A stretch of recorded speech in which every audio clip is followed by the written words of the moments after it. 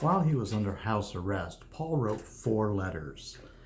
This is the 4th of the letters that he wrote. The other 3 letters he wrote early in his incarceration, and this one he wrote near the end, expecting to go home soon.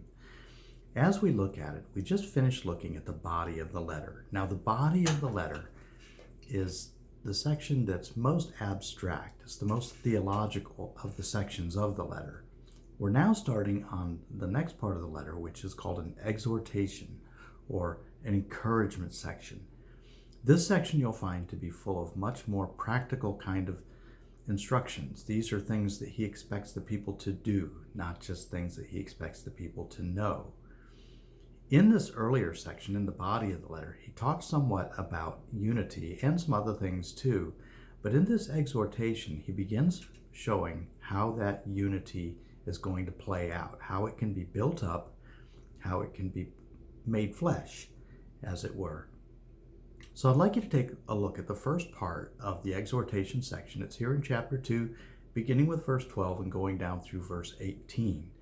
Now, in this section, you're going to notice a couple of very specific instructions. One in verse 14, where he tells the people to do everything without grumbling or arguing.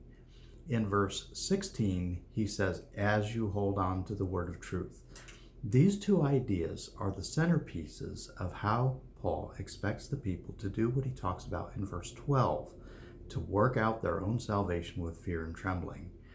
Now, I know that this is a very controversial section. People talk about this. Did Paul mean that we have to work for our salvation?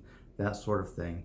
But no, verse 13 clarifies that God has worked the salvation into the people, and now they are to work it out. That is, they are to live their lives in such a way that their salvation is put to work. And this work can be done without grumbling or arguing, and it can be done in the context of holding on to the word of truth. So I'd like you to take a look at that and ask yourself this: how does what Paul is describing contribute to the unity of the body of Christ? And ask yourself also, how does it contribute to our witness in the world? Both of these are very important ideas in this little section from verses 12 to 18. Enjoy the continuation of the House Arrest Bible Study.